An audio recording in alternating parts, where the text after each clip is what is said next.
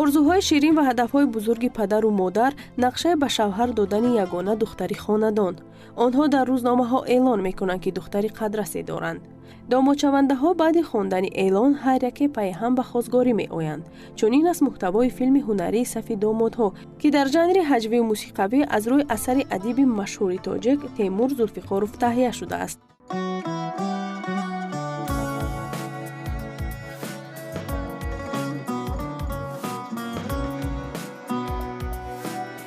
филм бо коргардонии Румӣ Шоазимов рӯи навор омада, дар он ҳунармандони номии кишвар аз қабили Асланшоҳ Раҳматуллоев, Бароҳат Шукурова, Рафоат Шоазимова, Аъзам Азимбеков, Шералӣ Абдулқайс, Баҳодур Миралибеков ва дигарон нақшҳои хотирмонро иҷро намуданд.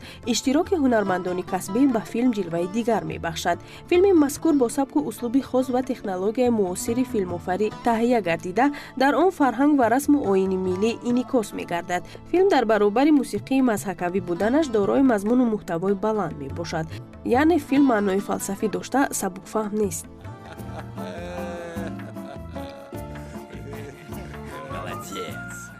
филми ҳунарии сафи домодҳо, ки дар жанри ҳаҷвию мусиқавӣ рӯи навор омадааст, дорои саҳнаҳои ҷолибу диданӣ мебошад. аз ин рӯ мо боварӣ дорем писанди бинандагон мегардад. бояд гуфт ки яке аз хусусиятҳои филми сафи домодҳо ин истифодаи хубу ба мавриди сару либоси миллӣ мебошад.